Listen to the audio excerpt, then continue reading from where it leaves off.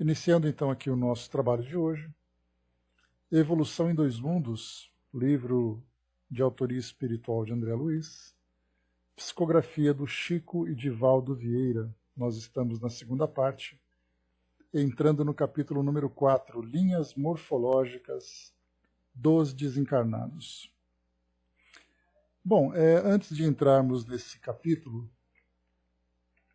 nós estudamos no capítulo anterior, tratando sobre corpo espiritual e volitação, alguns temas relacionados com as características do corpo espiritual. E eu postei para vocês lá no nosso grupo do WhatsApp um artigo interessante que diz respeito a uma das questões aqui desse capítulo número 3, em que é perguntado para André Luiz em que condições o corpo espiritual de um desencarnado sofrerá compressões, escoriações ou ferimentos. A resposta, dentro do conceito de relatividade, isso se verifica nas mesmas condições em que o corpo físico é injuriado dessa ou daquela forma na Terra. Não dispomos, entretanto, presentemente, de terminologia adequada na linguagem terrestre para mais amplas definições do assunto. Aí nós conversamos um pouco sobre a ideia do condicionamento mental, em que o espírito transforma o seu corpo espiritual de acordo com aquilo que ele produz em sua própria mente, de acordo com a realidade que ele cria para si próprio. E aí então, esse artigo aqui eu tinha separado para nós lermos juntos no encontro passado, mas acabou não dando, então eu adiantei para vocês, mas eu queria trazer aqui também para o nosso estudo esse conhecimento, né? Bom dia, Chaconete, bom dia, Osmar. Então o artigo ele foi publicado aqui no site oconsolador.com.br, na revista, na verdade, né, e vem para cá também, do ano 5, número 229, do dia 2 de outubro de 2011. Astolfo de Oliveira Filho é aqui o autor desse artigo.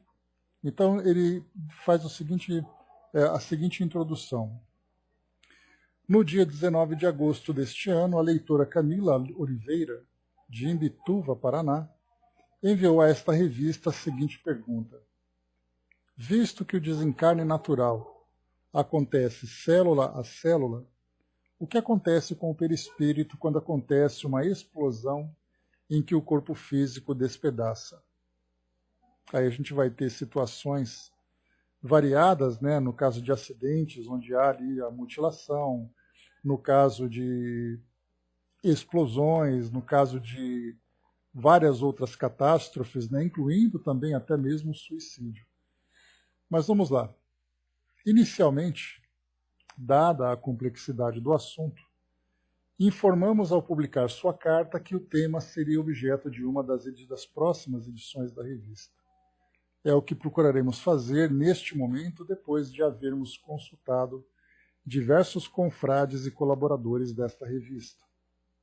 A literatura espírita que conhecemos praticamente não trata do assunto. A exceção fica por conta do confrade Luiz Gonzaga Pinheiro, que se referiu ao tema no livro O Perispírito e Suas Modelações, publicado em fevereiro de 2000 pela editora M. A ideia que temos a respeito do corpo espiritual, a que Kardec deu o nome de perispírito, é que se trata de um organismo indestrutível que pode, no entanto, desestruturar-se, como ocorre no caso dos ovoides, e por ação de artefatos geralmente de atos suicidas. É conhecida no meio espírita a informação dada por Emmanuel de que aquele que dispara um tiro contra o seu próprio crânio necessitará de 2 ou mais encarnações para reparar o organismo perispiritual lesado. O pensamento corrente entre diversos estudiosos espíritas é de que o perispírito é afetado geralmente pelo que fazemos e não pelo que fazem ao nosso corpo. Ou seja, a lesão do corpo espiritual dependeria de quem for o agente que a tenha produzido. Aí a gente começa já a fazer uma separação entre o caso de uma mutilação provocada por um acidente, em que a pessoa não tem culpa por aquilo que aconteceu, e alguém que provoque em si mesmo esse tipo de lesão, visando, por exemplo, o suicídio. Então, temos ali a intenção ou não. Destacamos do livro acima mencionado os textos seguintes que podem ajudar-nos no entendimento do que ocorre com o corpo espiritual em face de uma explosão que tenha despedaçado o corpo físico da pessoa. Então, aqui agora uma citação. O caso que vou narrar, meu Deus, é horrível. Esse irmão suicidou-se com uma explosão de granada. Quase todo o seu perispírito foi avariado. Ele se encontra sob uma redoma para que suas vibrações não nos atinjam. Vejo a sua cabeça e nela tudo está fora de lugar. Os olhos, o nariz, a boca, nada repousa em seu lugar. É como se você tomasse uma foto e a cortasse em pedaços para depois emendar, sem colar as partes nos devidos lugares. Em certas regiões do corpo não existe o tecido muscular, apenas a forma transparente. Parece ter uma forma vazia por dentro dele. Os técnicos estão colocando um aparelho em seu cérebro. Desse aparelho sai um fio capilar de cor verde luminoso. Eles trabalham intensamente com essa substância nas modelagens, pois já os tenho visto em várias oportunidades, manipulando-a e promovendo reparos em diferentes áreas do perispírito. Esse fio luminoso e plástico promove, com a ajuda do meu ectoplasma, a materialização da ponta do dedo desse espírito. Gostaria de poder entender esse processo para melhor lhe explicar o que está acontecendo. Sinto pela minha deficiência. O tratamento aplicado a esse paciente será semelhante ao praticado junto aos retalhados, adianta o instrutor. Modelação de um cérebro, instrução de imagens por indução, retirada da cristalização, reeducação mental. A enfermeira que estava comigo na entrada comenta que estou assistindo a uma reconstituição biológica do perispírito, que essa demonstração é para que soubéssemos que o perispírito tem todos os órgãos funcionando como o corpo humano. Sangue, hormônios, enzimas, tudo. Vejo artérias, veias, capilares, tudo como se a minha visão tivesse o poder de penetrar na matéria. Sobre a incubadora tem um instrumental bastante sofisticado, que nem vou tentar descrever para você, pois sei que não conseguiria. A sua função, dizem, é recobrir essa forma transparente com uma substância esverdeada, meio azulada, mais sutil ainda que aquele gás dos letreiros luminosos, no que vai aparecendo, materializando, se é que posso dizer assim, a pele. O que era transparente vai se tornando carne viva. Vejo aparecerem as unhas da mão. A forma vazia tem todos os desenhos dos órgãos? Sim. E essa substância vai preenchendo? Exato, vai preenchendo. Por isso tudo aqui é esterilizado. Deve existir uma harmonia de pensamentos por parte dos técnicos voltados para essa finalidade. Eles são especialistas. Assim como existem especialistas em coração, fígado, nervos, esses técnicos se reúnem para esse fim, ou seja, recompor um organismo perispiritual que foi parcialmente destruído em uma explosão. Os técnicos fizeram uma demonstração para o nosso entendimento. O trabalho foi árduo, pois a explosão reduziu seu corpo a centenas de pedaços, o mesmo acontecendo com a forma, a matéria perispiritual. Você tem certeza que tudo foi reconstituído? Reafirmam os técnicos que sim. Todos os sistemas. O que restou da explosão foi pouca coisa. A partir da forma vazia, a que chamam de corpo mental, indestrutível diante de qualquer agressão, foi possível a reconstituição do perispírito. O corpo mental funciona como um molde. Tem as mesmas formas das partes do corpo. A mão é como uma luva. cada órgão parece ser a matriz que subordina a modelagem no perispírito. A aparelhagem e os técnicos reunidos modelaram pelo poder da mente, de seus conhecimentos e de suas vontades quase todo o organismo perispiritual. Então aqui citação das páginas 179 a 181 do livro O Perispírito e Suas Modelações. Para compreender o relato que acabamos de ler, é bom que o leitor recorde a lição de André Luiz, que André Luiz nos trouxe no seu livro Evolução em Dois Mundos, no qual explica que o corpo espiritual, ou perispírito, não é reflexo do corpo físico, porque na realidade é o corpo físico que o reflete, tanto quanto ele próprio, o corpo espiritual, retrata em si o corpo mental, que lhe preside a formação. O corpo mental, assinalado experimentalmente por diversos estudiosos, é definido na obra citada como sendo um envoltório sutil da mente. Segundo André Luiz, todas as alterações que o corpo espiritual apresenta depois do estágio berço-túmulo verificam-se na base da conduta espiritual da criatura que se despede do arcabouço terrestre para continuar a jornada evolutiva nos domínios da experiência.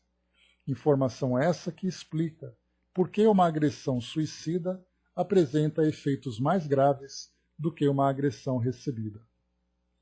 Então, esse artigo aqui, bom dia, Elcio, esse artigo aqui, então, da revista O Consolador, aqui no site oconsolador.com.br, trata, então, desse tema, né? Porque nós estamos exatamente abordando essa questão do corpo espiritual, e aí, então, nós temos esses três níveis, né? Começando do mais denso, o corpo físico, que está subordinado ao corpo perispiritual na sua modelagem, e esse corpo perispiritual, ou corpo espiritual, como chama André Luiz, está subordinado a esse campo mental.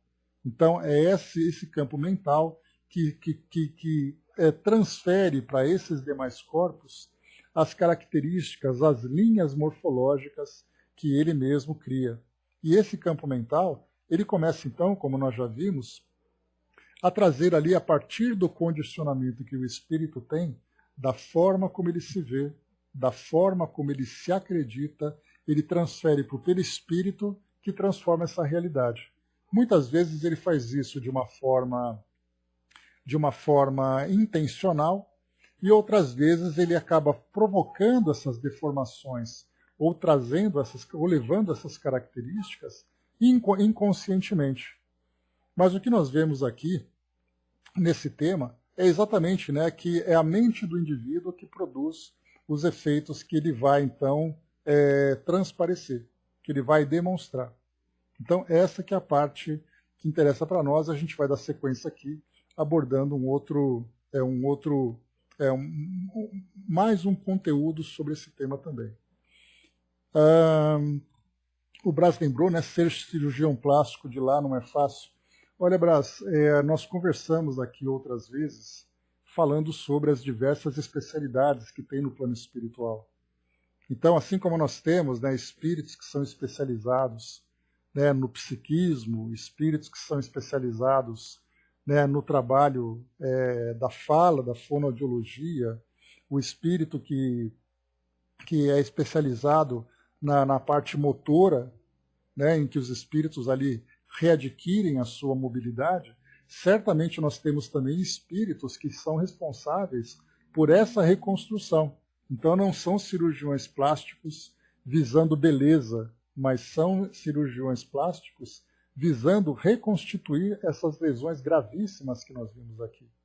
Né? Então por isso que é interessante a gente começar a estudar com mais profundidade, porque a gente valoriza muito mais os detalhes que existem no plano espiritual, acreditando, né, deixando de acreditar que as coisas simplesmente acontecem por milagre. Basta que o espírito desencarne, basta que o espírito se transforme, que ele fica bem. Quer dizer, existe um processo bastante longo, para muitos espíritos até bastante demorados, em que esses espíritos dependem de assistência desses espíritos que são especializados. Né? Então, essa é a parte bem interessante da gente observar no detalhamento do plano espiritual.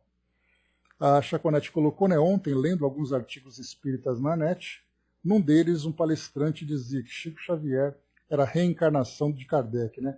Chaconete, é um debate interminável que nós nunca vamos saber. Porque eu já vi entrevistas de duas pessoas que estavam próximas do Chico, em que uma dizia que o Chico tinha dito que ele era o Kardec, e o outro dizia que o Chico disse que ele não era Kardec. Então nós nunca vamos saber, porque o Chico mesmo nunca revelou isso publicamente. E quem fala sobre isso, fala sobre, né, quem conviveu com o Chico na intimidade e traz essa intimidade sem que nós tenhamos qualquer tipo de comprovação. Até porque também isso tem pouca importância, né, quando nós tratamos do espiritismo de um modo geral. E isso, né, pois é, exatamente, né, porque a gente vê que essa é nada mais, nada menos do que uma curiosidade nossa, de saber quem foi quem está continuando quem. Né? Cada um tem a sua opinião particular. Eu, particularmente, não vejo o Chico como Kardec, né? Como se a gente pudesse pegar como uma continuidade, né, da personalidade. A gente vê que a personalidade de Kardec é muito diferente da personalidade do Chico. Né? Mas, de qualquer forma, né, um foi muito mais moral, o outro foi muito mais intelectual. Então, é uma questão de opiniões. Então, cada um vai ficar argumentando e apresentando ali as suas justificativas e não vai ser levado a lugar nenhum. Mas não sabemos simplesmente como isso, qual é exatamente ali a linhagem, digamos assim, espiritual do Chico, ou a genealogia espiritual do Chico. Né? Dudu colocou: perispírito não tem aura. Né? Perispírito já é luz divina do corpo espiritual, que assim é chamado. Nada é igual ao perispírito. Ele é único, né? Então, colocação para nós aí que traz um esclarecimento melhor, que mostra exatamente isso, né? Porque nós temos uma dificuldade ainda para entender esses corpos sutis que nós utilizamos, né? Que nós temos, porque a gente fala, né? Que são utilizados no plano espiritual. Na verdade, somos nós que também temos, né? A única diferença entre nós e os desencarnados é que nós temos esse corpo físico a mais, enquanto eles já se desligaram, já se desconectaram desse corpo físico. Mas no plano espiritual existem ali diversos outros corpos, né, uma profunda e complexa estrutura que nós ainda compreendemos muito pouco, né, a respeito dos fluidos, a respeito das irradiações, a respeito da própria constituição desses corpos. Porque enquanto nós estudamos do lado de cá um elemento que para nós ainda é abstrato, pelo fato dele não poder ser analisado anatomicamente, como nós estudamos no corpo físico, fazendo ali a sua dissecação, analisando detalhe por detalhe, nós ficamos muitas vezes dependendo de relatos que chegam do plano espiritual, e desses relatos nós muitas vezes confundimos a afirmação de um espírito com a afirmação de outro, o raciocínio de um estudioso comparado com outro. Então nós temos assim uma ideia geral que nós podemos colocar, que ela é comum a todos. Mas quando a gente começa a entrar nos detalhes, quando a gente começa a se aprofundar nos detalhes, aí então a gente acaba encontrando algumas divergências. Então esse é um elemento que será estudado devidamente no plano espiritual, por especialistas em perispírito no plano espiritual. Da mesma forma que nós falamos, né, em espíritos com as mais variadas especialidades e conhecimentos do plano espiritual, no plano espiritual, nós teremos aqueles também responsáveis pelo perispírito, né? Tendo conhecimento ali do perispírito, como acontece com o anatomista que conhece o nosso corpo biológico. Continuando aqui, foi uma pergunta minha sobre se tem aura perispiritual. Pois é, Brás, o perispírito, quando a gente fala em aura, a gente fala numa irradiação, né? Como acontece com o corpo físico. Né? Então, o corpo físico, no nosso caso, nós temos essa irradiação magnética em torno de nós. Se nós disséssemos, nesse sentido de aura que você coloca, essa irradiação do nosso perispírito, talvez haja ali, né, esse fluxo de energia. Mas não podemos colocar, né, tem ali uma irradiação em torno dele que é efeito dele próprio. Talvez nesse sentido a gente poderia ter ali um entendimento nesse sentido. Bom dia, embaixador. Angelina colocou, né, tem diferença no corpo espiritual quando a causa da morte é uma bala perdida ou é o próprio ser que atirou em si mesmo? Sim, Angelina. Foi exatamente o que nós vimos aqui nesse artigo agora. Bom dia, Flávia. Nesse artigo, que quando o indivíduo sofre a agressão, ele pode ser simplesmente desvinculado do corpo físico sem necessariamente receber o impacto, né, o efeito ou a consequência dessa agressão. Agora, quando ele provoca em si mesmo, já é diferente. Porque aí, mentalmente, ele acaba assimilando essa lesão que ele provoca em si mesmo. Por isso que as descrições que são trazidas para nós sobre suicídio mostram um sofrimento muito grande por parte desses espíritos, porque são eles que criaram em si mesmos essa realidade. Então o corpo mental acaba assimilando essas lesões e depois transferindo para o perispírito, que também sofre essa agressão, como nós vimos. Nessa descrição desse artigo, que fala sobre um espírito que cometeu suicídio se explodindo com uma granada, dá para a gente ter uma ideia, né? Tem até o livro A Escada de Jacó, que foi psicografada por Carlos Bacelli, que conta para nós, né, os bastidores da Guerra do Golfo, que aconteceu em 2001.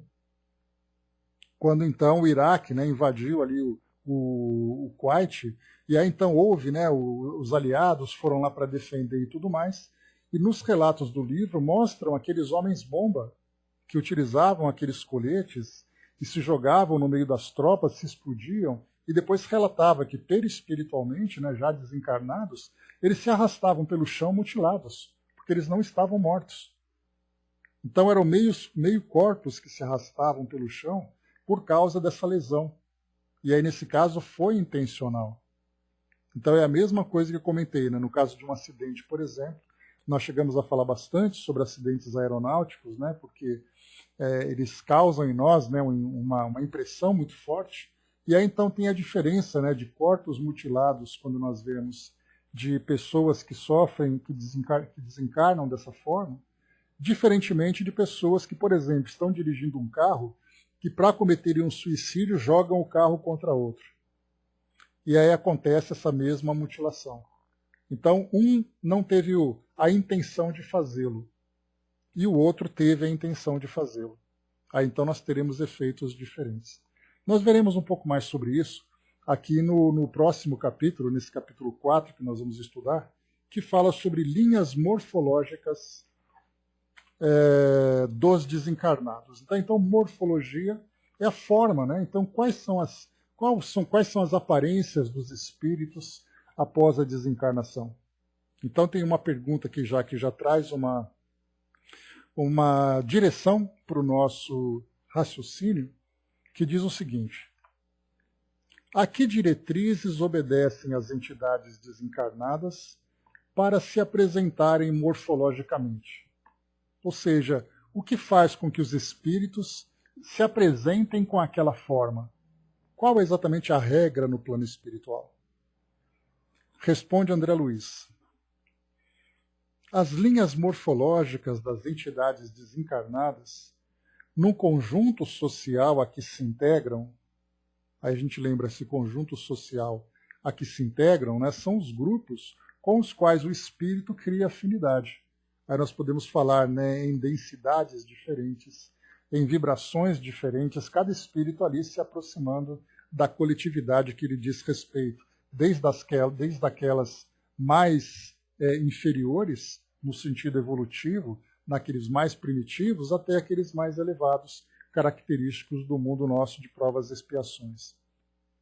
Então, as linhas morfológicas das entidades desencarnadas, no conjunto social a que se integram, são comumente aquelas que trouxeram do mundo, a evoluírem, contudo, constantemente para melhor apresentação, toda vez que esse conjunto social se demore em esfera de sentimentos elevados. Então, se esse conjunto social se encontra dentro de um padrão vibratório mais elevado, a tendência é que o espírito, após chegar no mundo espiritual e estando afinizado com esse grupo, ele vai naturalmente se transformando para poder ali criar, né, estar com as mesmas características dos outros indivíduos. Então, por exemplo, né, quando nós falamos de uma pessoa que desencarna de uma forma natural, numa idade avançada, então nós vemos, né, as pessoas muito idosas, os corpos muito frágeis, os corpos ali apresentando as características do tempo, né? Mas a pessoa teve uma vida ali, uma vida equilibrada, não que ele seja um missionário, não que ele seja um espírito evoluído, um espírito comum, uma pessoa do bem, né? Mas ele foi vivendo, o corpo dele foi ali, né, acompanhando o seu desgaste natural. Ele se desgastou, então, desencarnou, chegando no plano espiritual, passa por esse processo de adaptação para ficar ali de acordo com as características dos seus companheiros de comunidade.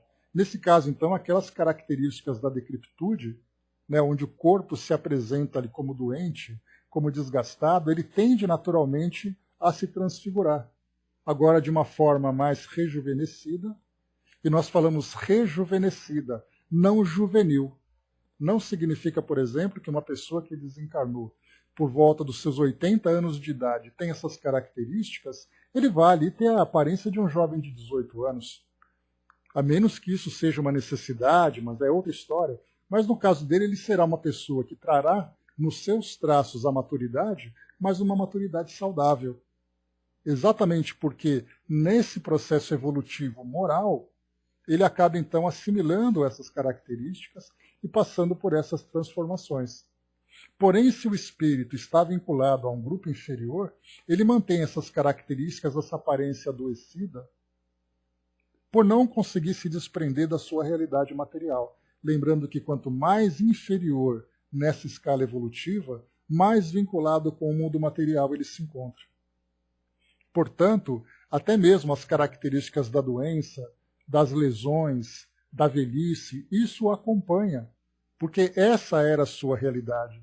Então o espírito, mentalmente, a gente pode dizer de um modo bem genérico, que ele tem duas realidades.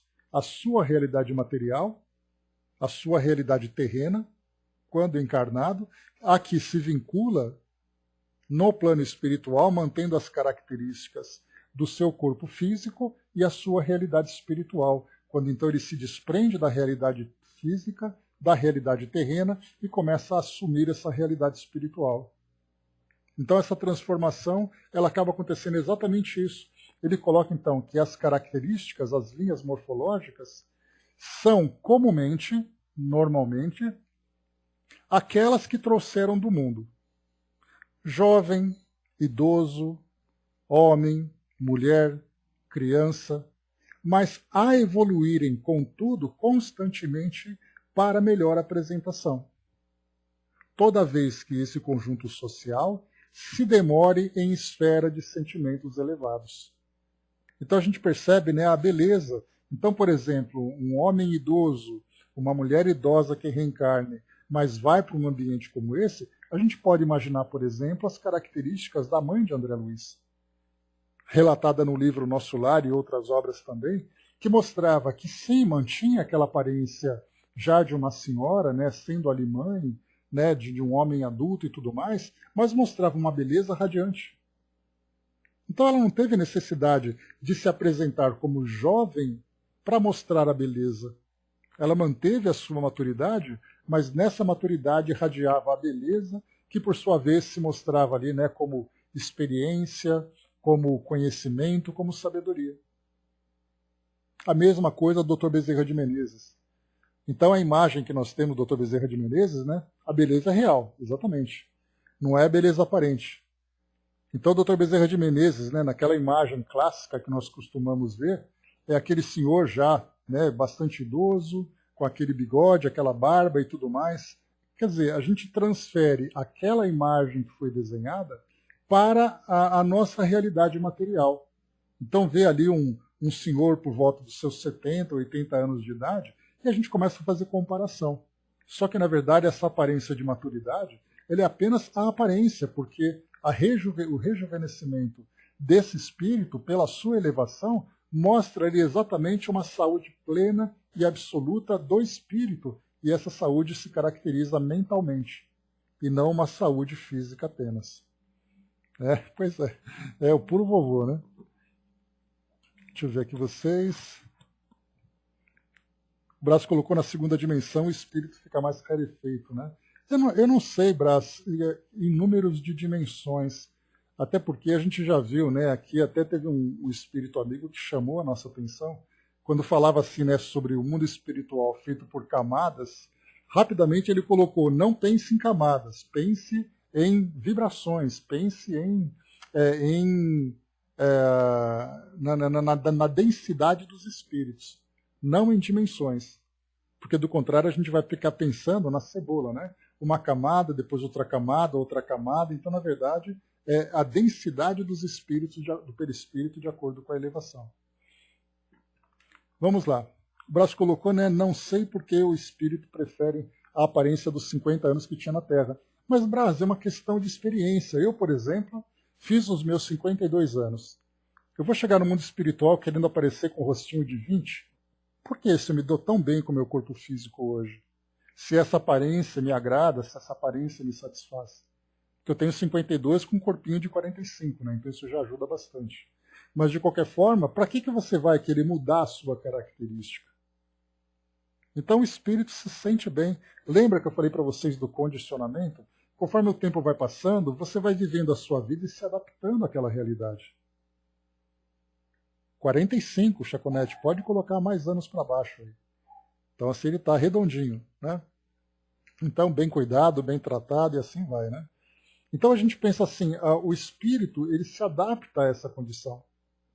Ele se sente bem assim, ele convive com as pessoas. Imaginar, por exemplo, que você vai encontrar amigos no mundo espiritual que mantêm aquelas características e você vai chegar com uma carinha de 18 anos chamando seus amigos que você teve durante a sua maturidade. Então é muito natural, né? Somente a vaidade do espírito o que desencarna, que ele tem essa pretensão de voltar a ser um jovem. Com que objetivo? Essa é a grande pergunta que nós pensamos. Para que você quer mudar a sua aparência? Você quer chamar a atenção de quem e por quê? Então você mantém a sua aparência real. Só que você vai passar por essa transformação visando ali, demonstrando no seu corpo perispiritual a sua saúde mental, o seu equilíbrio. Então, quando a gente tem essa mudança, acontece isso, né? Para que você quer fazer isso? O Dudu colocou lá em cima, né? Você observa na psicofonia do Divaldo com Bezerra a voz bem, né, chamada de idoso, né? A voz bem idoso mesmo, né? De fato. André Luiz, para a segunda dimensão, ver a mãe, teve que trabalhar seu corpo espiritual para ir. Pois é, não é essa segunda dimensão, é tornar-se mais elevado, né? Então, temos que mudar essa ideia de camadas. Eu lembro dessa passagem, Brás. Dudu colocou, né? Dr. Bezerra vem como um senhor idoso, parece assim, né? Porque é a forma como nós o conhecemos. A gente lembra, né, que os espíritos, quando eles se comunicam com os encarnados, a identidade que eles se apresentam é muito importante para nós. Então nós conhecemos o Dr. Bezerra de Menezes como sendo aquele senhor. E como um senhor ele se apresenta para nós. Porque nós ainda precisamos dessa ideia. Imaginemos o Dr. Bezerra de Menezes aparecer com características de um garoto de 16 anos. Se isso tem sentido para nós. Então, por isso é a nossa própria aparência. Osmar colocou, né, quando a gente não gosta da própria aparência, que é o meu caso, né? No caso, Osmar, né, a gente lembra que a própria aparência que a gente traz, muitas vezes o corpo físico, retrata também uma mudança que nós mesmos criamos no decorrer do tempo, e não apenas nesse tempo atual, mas nós falamos de encarnações anteriores, em que nós trazemos características que nós gostaríamos que fossem diferentes. Mas essas características, a gente lembra que a saúde ou a doença,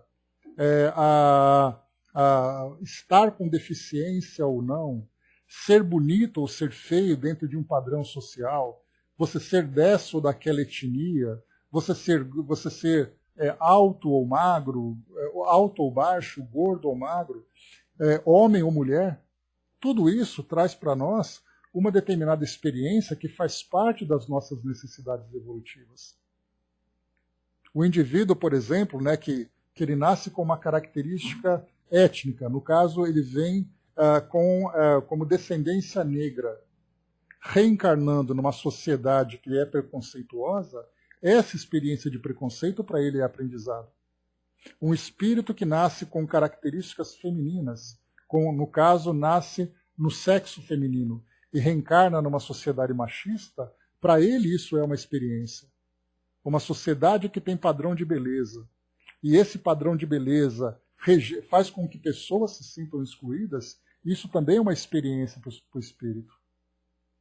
Então nós percebemos que na nossa programação reencarnatória não é uma questão de sorte ou azar. Tudo tem sentido. E muitas vezes, né, quando nós falamos em termos de beleza física, o indivíduo que é belo numa sociedade, para ele pode ser uma prova extremamente dolorosa, porque ele será assediado o tempo todo, ele não será valorizado por aquilo que ele é, mas por aquilo que ele aparenta ser. E isso tudo para ele se torna, na verdade, uma prova dificílima, em que ele vai sofrer muito se ele não conseguir conter os seus impulsos. Enquanto que alguém que não tem essa aparência aceitável numa sociedade, o seu orgulho, o seu amor próprio, tudo isso também será um grande desafio. E depois no plano espiritual, aí então o espírito vai assumir ali as características condizentes com a sua realidade. Cada espírito, então, tem uma experiência muito particular, tem uma necessidade muito particular. Ninguém vem, assim, mais uma vez, né? Ninguém joga moeda para tirar cara ou coroa para saber como ele vem. Tudo vem programado para saber de que forma que ele será testado no seu caráter diante da sua trajetória. Isso é importante a gente visualizar sempre. Pessoas que trazem, por exemplo, marcas muito marcantes no seu corpo físico que despertam no outro determinadas reações. Faz parte do aprendizado também. Chaconete colocou, na verdade, que poucos são satisfeitos com suas aparências, né? Mas o que vem a ser essa satisfação, né, Chaconete? Nós lembramos, por exemplo, quando nós não tivemos, né, nós não vimos essa pergunta lá no Pinga Fogo, mas eu não sei se tem nesse livro que nós estamos estudando, mas foi perguntado para o Chico qual é a opinião do Espiritismo a respeito das cirurgias plásticas. E aí o Chico respondeu que é bastante legítimo pensar nisso, porque a pessoa, quando ela começa a gostar de si mesma, a elevar a sua autoestima, ela tem um desempenho diferente na vida que ela leva. Mas quando essas cirurgias plásticas visam apenas ali exaltar a sensualidade, apenas exaltar ali o seu orgulho, isso traz para ela um prejuízo. Então as cirurgias plásticas sim são benéficas e são legítimas, desde que o espírito utilize isso para estimular. Ele mesmo, exatamente, né? O Chico colocou peruca.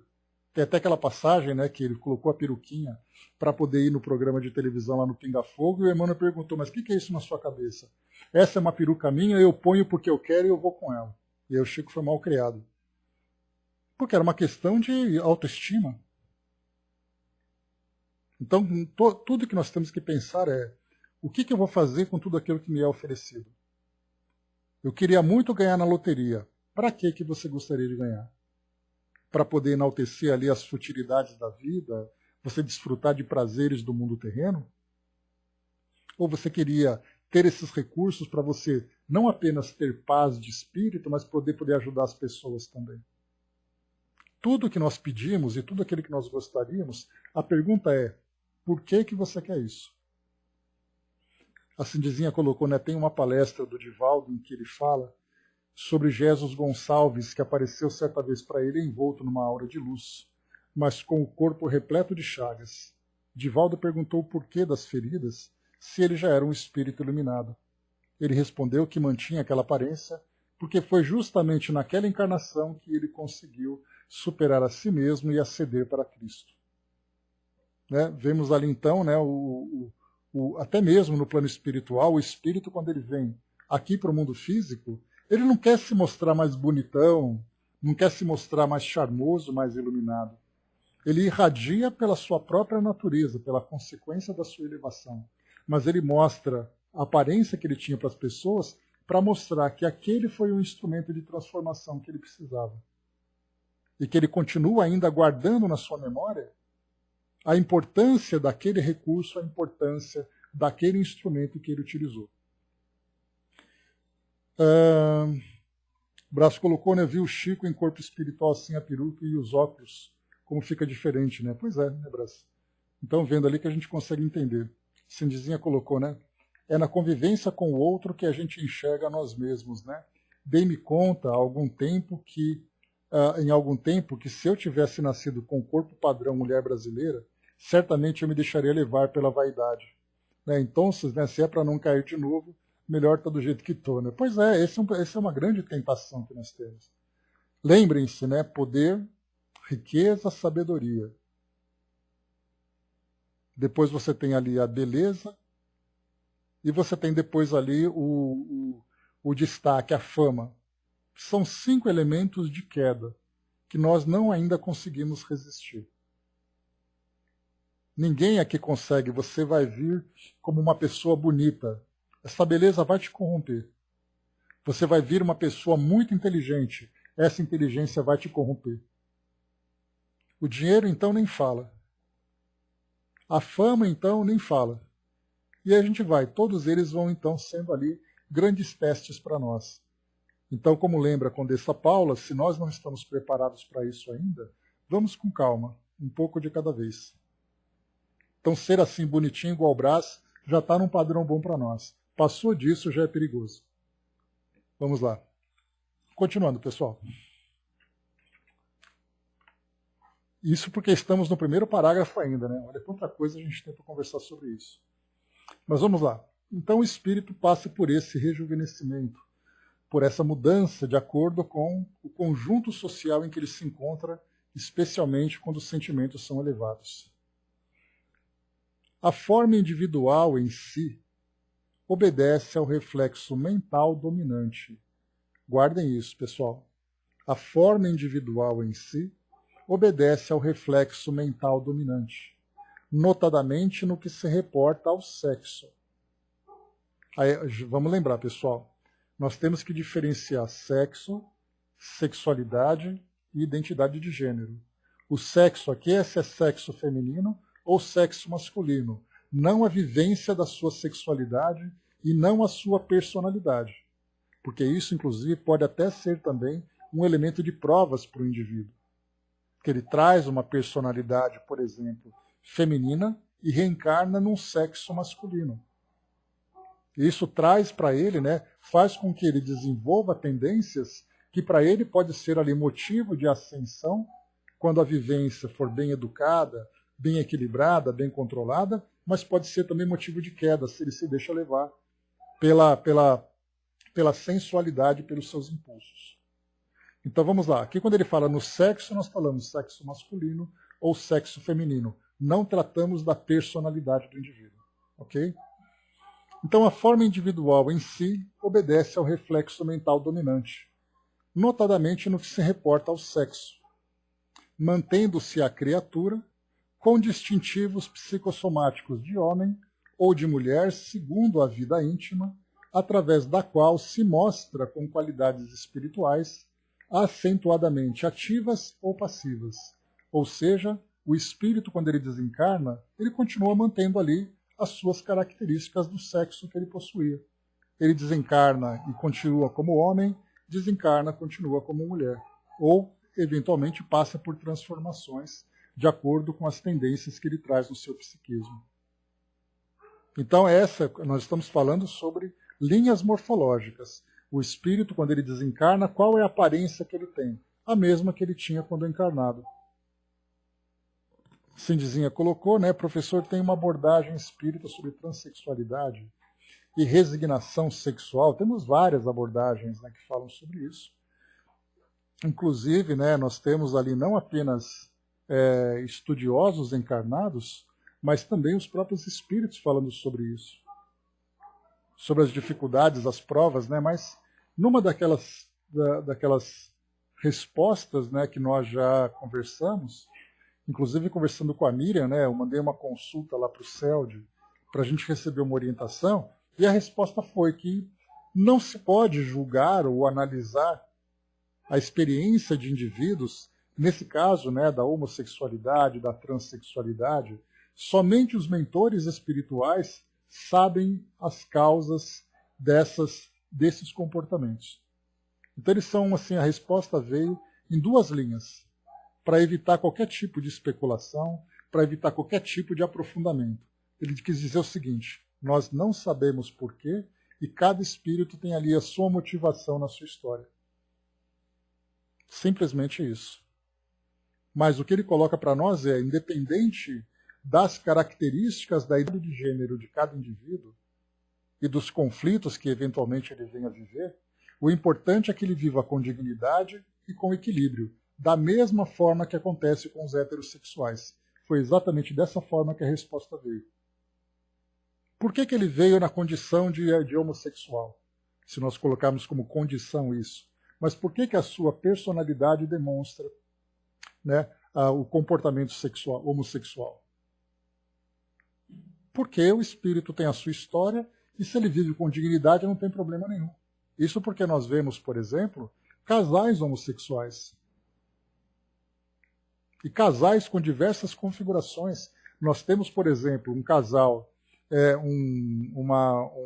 uma pessoa, um homem, por exemplo, que acabou depois, na sua mudança de sexo, assumiu a condição feminina, se casando com outro homem. Ou seja, são características que nós não ficamos simplesmente ali julgando. Nossa, mas que coisa absurda, que isso, que aquilo. E vai exatamente ao encontro do que nós estávamos conversando ontem e que nós vamos adentrar, né, que nós vamos tratar disso amanhã, lá do livro Plantão de Respostas, naquele artigo que eu coloquei para vocês lá no nosso grupo do WhatsApp, que fala a diferença entre ética e moral. Para algumas sociedades, esse tipo de relação é imoral. Para outras, é moral.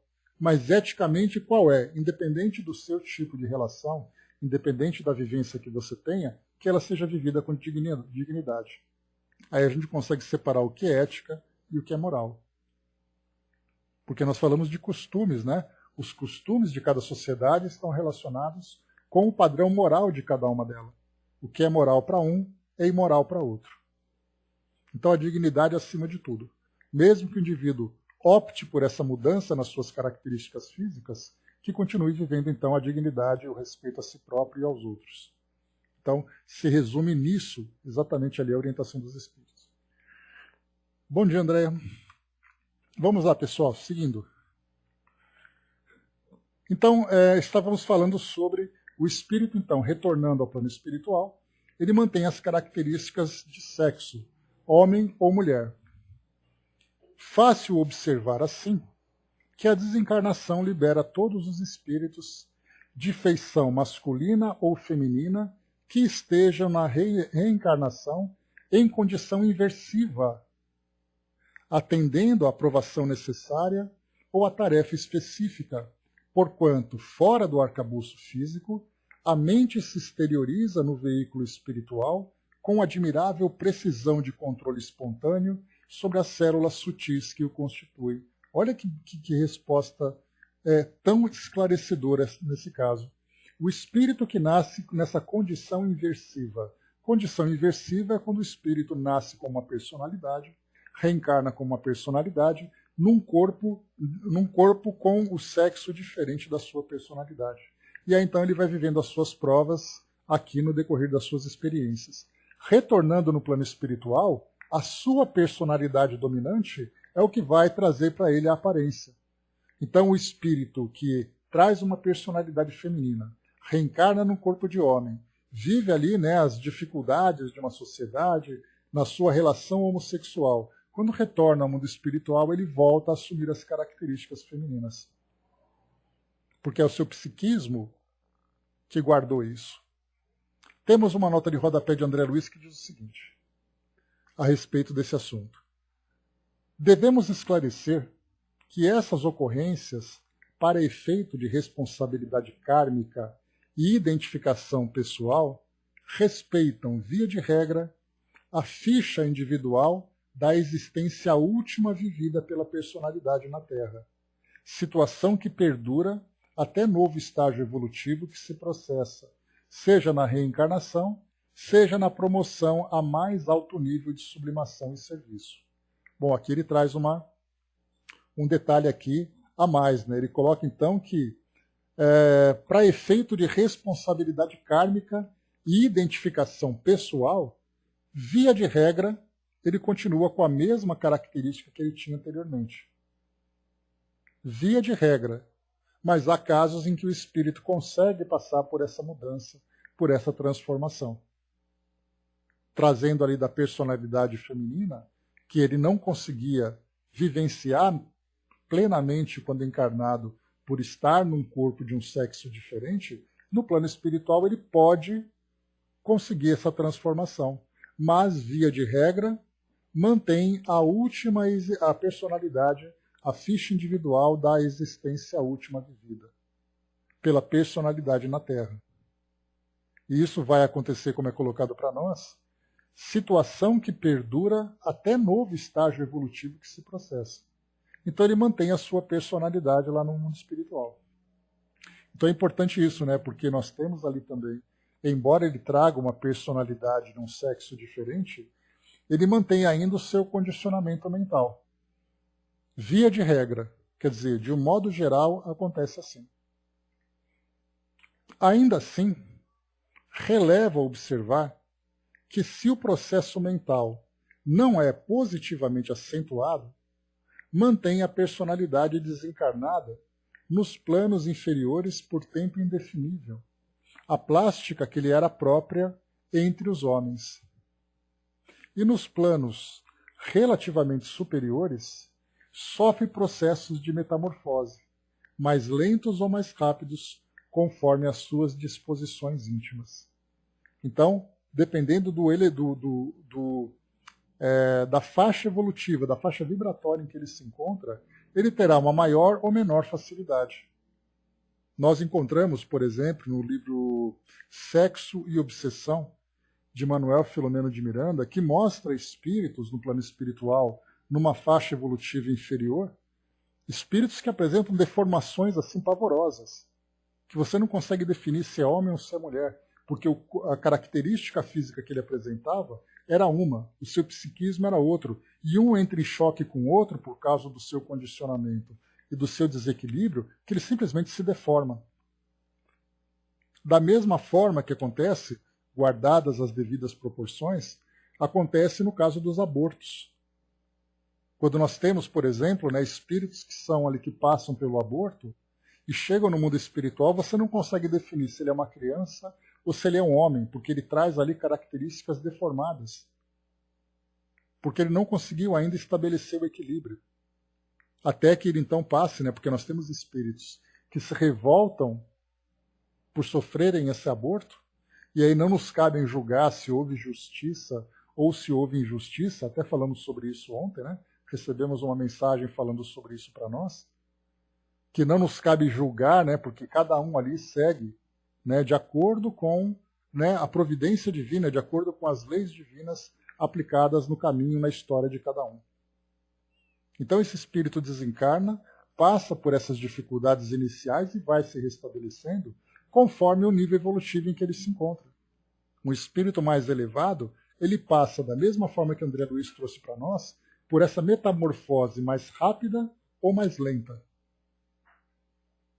Agora, há aqueles espíritos que, guardando aquele sentimento de revolta, se apegam ainda à sua forma material, que era aquela que estava naquele processo de gestação, e acaba também depois confundindo com a sua personalidade anterior.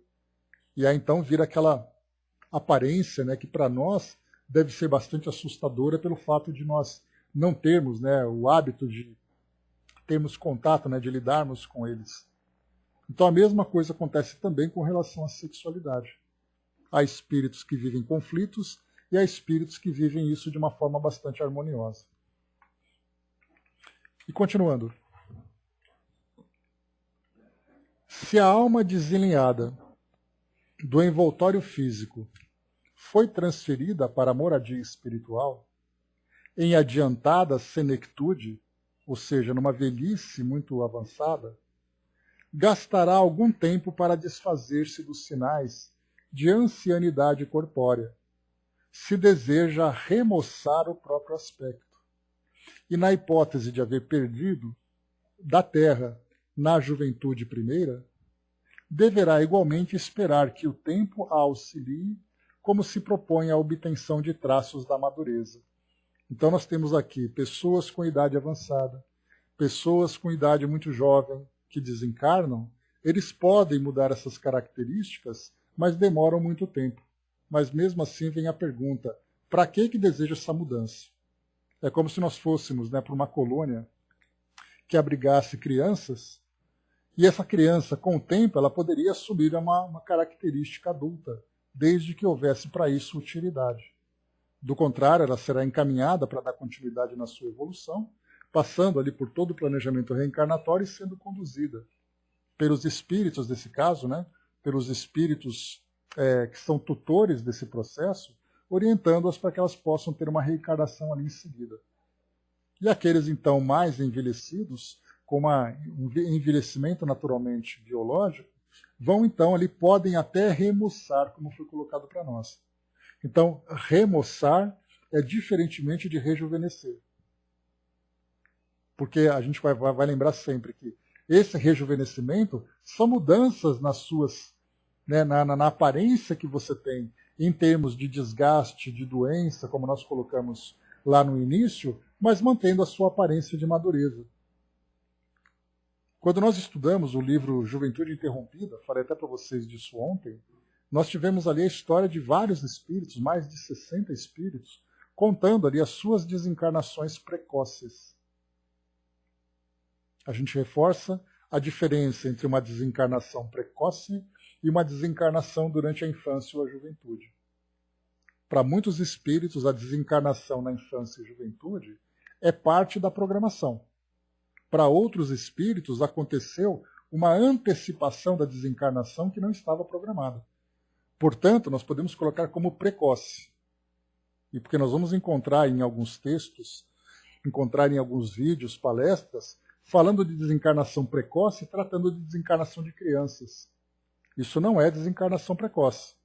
Se aquela criança tiver na sua programação o desencarne naquele momento, ele aconteceu no momento certo, não foi antes da hora.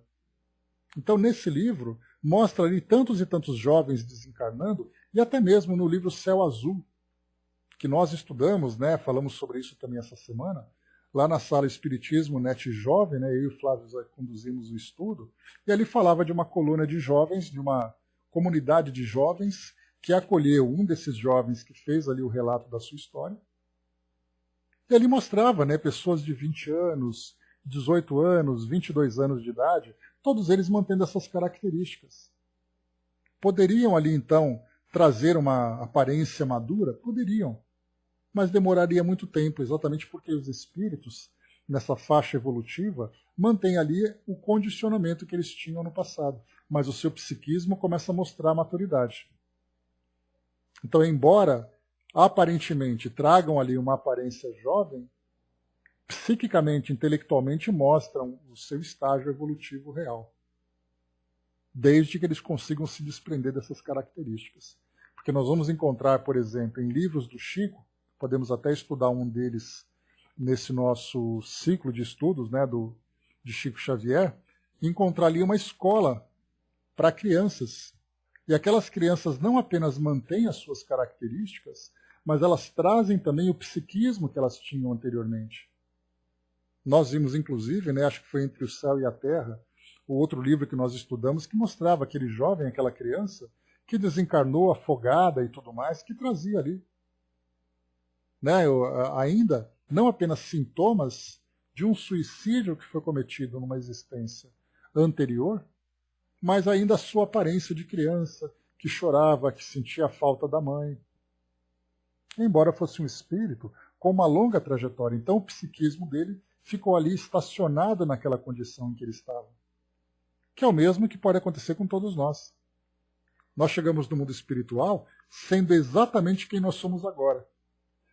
Sem rompermos aquela barreira que faz com que nós, então, resgatemos as lembranças do nosso passado.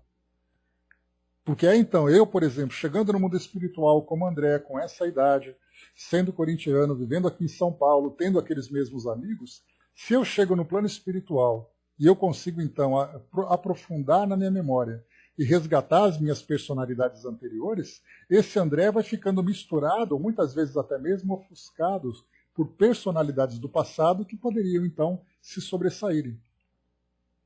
Mas para isso, né, por isso que existe essa barreira, para evitar que o espírito, então, passe por essa confusão. Porque não vem apenas ali as lembranças de quem eu era. Vem também ali as lembranças do que eu fiz. E aí pode trazer, então, perturbação, desequilíbrio e muito sofrimento.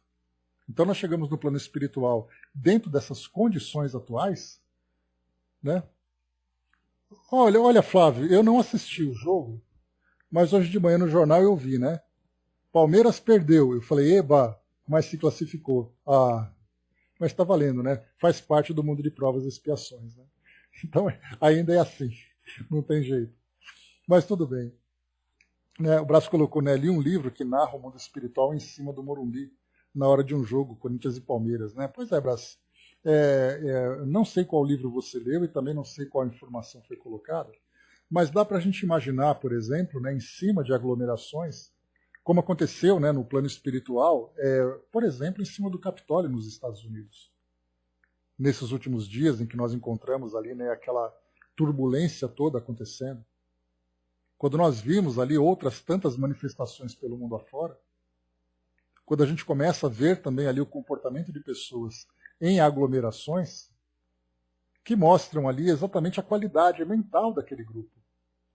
Que pode ser, por exemplo, né, uma vibração positiva ou uma vibração bastante perturbadora, dependendo do que acontece. Então, realmente, né, o pensamento coletivo gera, sem dúvida nenhuma, uma psicosfera condizente com o pensamento coletivo. A Miriam colocou, né, imagina se nossos familiares convivessem com a nossa personalidade integral. Ia dar ruim, né? Porque para eles também, né, Miriam? Não ia ser fácil não, né? O Braço colocou Iniciação à Viagem Astral. Não é um livro, como a gente percebe, né? Não é um livro espírita, mas que as informações estão absolutamente condizentes com a doutrina. Porque mostra que realmente a psicosfera, né, quando você vê o ambiente espiritual em torno de uma coletividade encarnada, vai mostrar realmente isso. Você vai numa igreja onde todos os participantes estão ali em comunhão com aquele objetivo, nós vemos uma irradiação nobre. Mas se você vai, por exemplo, nessas festas que estão acontecendo, festas clandestinas em época de pandemia, onde todo mundo ali pratica todo tipo de excesso, nós vamos encontrar psicosfera compatível. Então isso é muito natural e nós vemos isso com bastante clareza e bastante facilidade. Avançando para a gente poder finalizar. Beleza, abraço, valeu. Então, mais uma vez, né, se a alma desenleada do envoltório físico foi transferida à moradia espiritual, em adiantada senectude, gastará algum tempo para desfazer-se dos sinais de ansiedade corpórea, se deseja remoçar o próprio aspecto. E na hipótese de haver partido da terra na juventude primeira, ou seja, como criança, deverá igualmente esperar que o tempo a auxilie, caso se ponha à obtenção de traços da madureza. Cabe, entretanto, considerar que isso ocorre apenas com os espíritos, aliás, em maioria esmagadora, que ainda não dispõem de bastante aperfeiçoamento moral e intelectual, pois quanto mais elevado se lhes descortine o degrau de progresso, mais amplo se revela o poder plástico sobre as células que lhe entretecem o instrumento de manifestação. Ou seja, quanto mais desprendido do mundo espiritual o espírito se apresenta na sua evolução intelecto-moral, mais fácil ele tem essa plasticidade. Mas o fato de ser mais fácil não significa que ele vai utilizar isso sem qualquer objetivo, sem qualquer finalidade produtiva. Então o espírito vai dizer, eu sei fazer isso. Mas para que você vai fazer isso?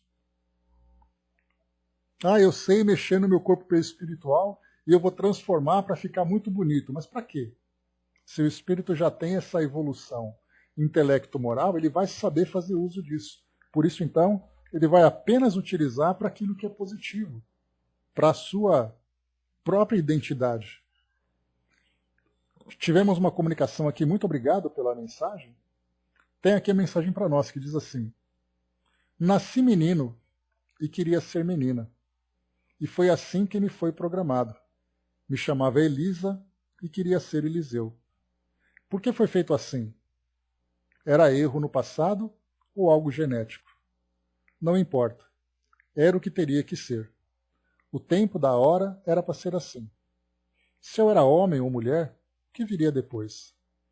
Viria a repugnância de tantos outros, viria a pobreza mental de alguns, viria o preconceito de muitos. Mas o resgate foi feito. E na evolução de minha alma, eu trouxe na vida o que era para vir. Se fez bem ou mal, não digo a você. Só sei que durante a vida que passou, momentos ruins esqueci. Momentos bons eu trouxe para mim. Portanto, seja o que ele te der. Nasci homem, se nasci homem ou mulher, mesmo querendo ser de outra forma, hoje aqui me sinto feliz. Então, mensagem que chega para nós aqui, um depoimento muito bacana, muito obrigado pela contribuição aqui para nós, que mostra isso, né? Porque da mesma forma que nós temos, como foi colocado por André Luiz, que nós encontraremos espíritos que, independente da experiência que tenham, não apenas com relação à sua identidade de gênero, com relação à sua etnia, vai com Deus, Flávio, até a próxima. Não apenas com relação à sua condição social, intelectual, qualquer tipo de experiência que o espírito vivencie, se ele vive bem essa experiência e retorna ao mundo espiritual, levando consigo a sua paz de consciência, certamente ele se adapta rapidamente e dá continuidade no seu processo evolutivo a partir de novas experiências que serão programadas para que ele possa realmente crescer. Mas se o espírito vivencia isso com revolta, sem a coragem, sem a resignação e sem a compreensão, ele chega no mundo espiritual passando por outras dificuldades, muitas vezes muito mais graves, muito mais intensas do que aquela que ele viveu no mundo físico onde ele estava. Então nós vemos o depoimento desse irmão que trouxe para nós, que se sente feliz no plano espiritual depois de ter vivido essa experiência. E essa felicidade vem exatamente na forma de paz de consciência, de compreensão, de aceitação da sua própria história. Então essa para nós é a principal mensagem que fica desse ensinamento que chega. Muito obrigado mais uma vez. Osmar colocou, é bom lembrar que essa sala não é o clube dos feios, né? Tem o André, Flávio, Dudu, Miriam, que são bonitos. Tá bom, né? Aquela história, né, o Osmar. Minha mãe me acha lindo. Né? Agora a Miriam já não acha. Então a gente fica na balança, né? A gente coloca um pouquinho de cada um, a gente está no meio ali, tá bom, passa de ano. Assim que tá bom, né? Continuando, vamos lá.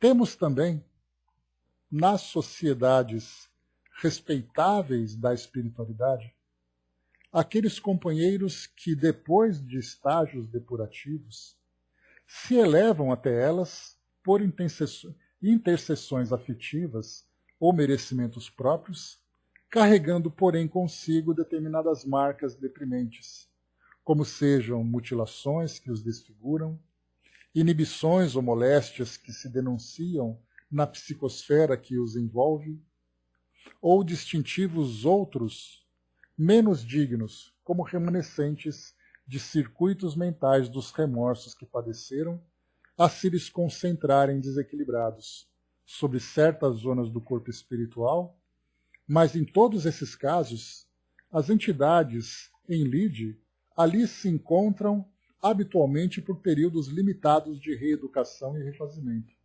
para regressarem a tempo breve no rumo das sendas de saneamento e resgate nas reencarnações redentoras.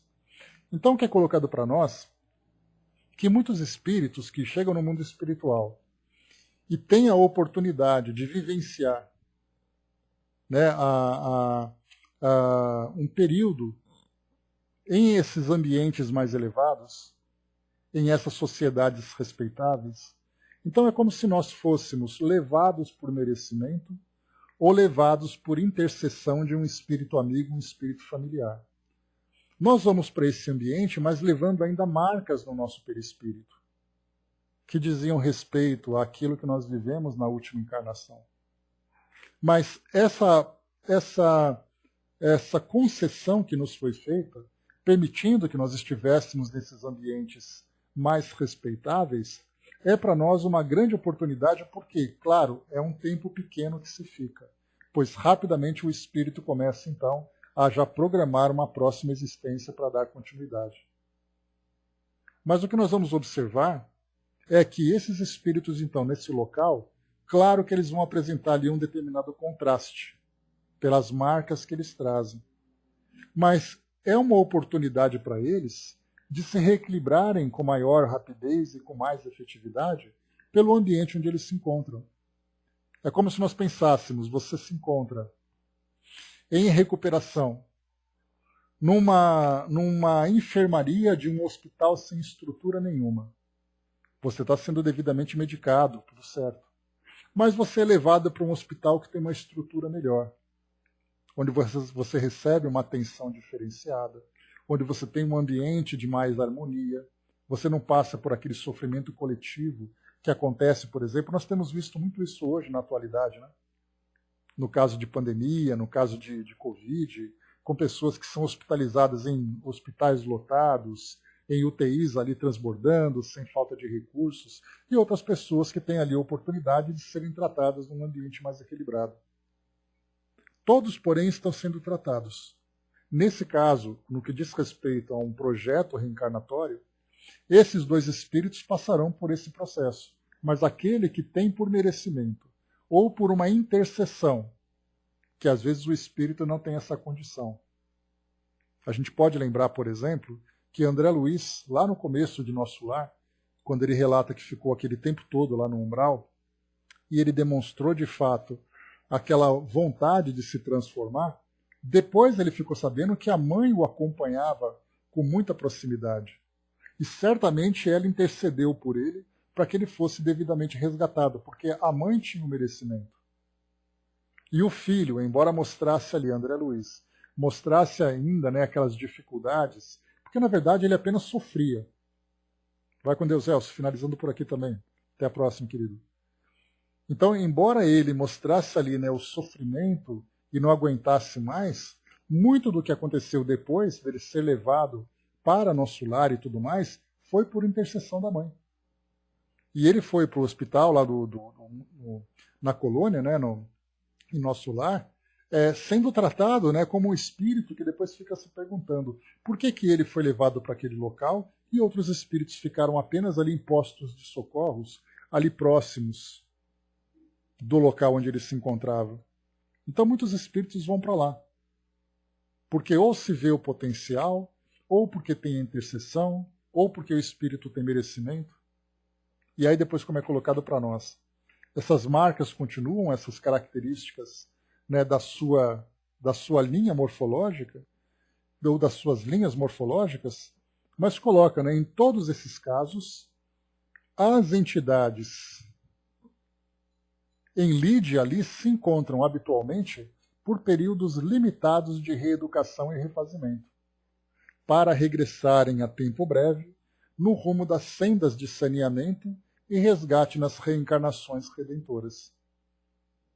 Nós tivemos, né, no último livro que nós lemos, Entre o Céu e a Terra, aquele posto de socorro, onde nós tínhamos ali muitos familiares que estavam ali intercedendo junto, né, aos coordenadores dos trabalhos, para buscar esses espíritos naquele local tão agressivo que era ali em torno daquela colônia, agressivo no sentido, né, moral, emocional, psíquico, né, onde havia uma grande turbulência. E esses espíritos então chegavam de maca, apresentando grandes deformidades perispiritual, que eram ali as características mentais que eles apresentavam naquele momento, para serem conduzidos para postos de socorro para iniciarem esse processo de transformação. Então, no plano espiritual, nós temos também essas intercessões e esses merecimentos, desde que o espírito também mereça isso. Porque ele pode não ter o merecimento próprio, mas a intercessão que se faz por ele também respeita o merecimento que ele tem, o merecimento mínimo. Porque não adianta, por exemplo, uma mãe, um pai, um companheiro, um filho, pedir ali, implorar para que os espíritos ajudem o espírito, se ele se encontra ainda endurecido naquela condição. Então, no plano espiritual não existe ali, né, aquele cartucho, né, que você vai lá e pede para alguém quebrar o seu galho. Essas leis que regem o plano espiritual, Elas são leis que respeitam as condições íntimas de cada um. Isso faz parte das leis divinas. Então ninguém engana, ninguém burla essas leis. Tudo tem ali o merecimento. Então se o espírito tem dificuldades, mas ele pode ser ajudado, assim o será. Mas ele vai então ser levado para iniciar um novo processo de transformação. Então, meus amigos, encerrando por aqui o nosso estudo de hoje, nós finalizamos então, rapidinho aqui, a Cindizinha colocou, o próprio Nestório, no livro Libertação, a mãe dele ficou séculos pedindo por ele, né? No caso, você quer colocar Gregório, né, Cindizinha? Isso, então Gregório, nesse caso, foi durante séculos, até que houve um momento ali em que ele, para que ele pudesse ser resgatado, a gente se lembra disso, a mãe, então, acompanhando à distância o comportamento, a vivência do filho, percebeu o cansaço, percebeu o desgaste que ele começava a apresentar naquela condição, vivendo aquela situação improdutiva, aquela situação que estava estagnada, e ele começou a sentir esse desgaste. Foi o momento, então, em que os espíritos puderam atuar, através ali de diversas estratégias para fazer com que ele se conscientizasse daquela sua realidade. Então, meus amigos, é isso. Né? Isso chama atenção para nós. Né? Mais ou menos isso, né, Brás? Naquela situação do Carandiru, nós encontramos ali espíritos, né, desde aqueles arrependidos até aqueles espíritos endurecidos e tudo mais. E dentro da perspectiva espiritual, nós podemos ver ali espíritos que, embora estivessem ali passando por aquela situação tão dolorosa, poderiam ser auxiliados em nova oportunidade de resgate. Isso espiritualmente falando. Então, meus irmãos, fechando por aqui o nosso encontro de hoje. Essa mensagem veio de Pedro Leopoldo no dia 27 de abril de 1958, né, mensagem trazida pelo Chico. E o título, então, Linhas Morfológicas dos Desencarnados. O nosso próximo tema será a apresentação dos desencarnados. Nesse caso, né, de que forma que os espíritos se apresentam para os médiuns. Por que eles se apresentam com essa ou com aquela característica para serem, né, para poder ser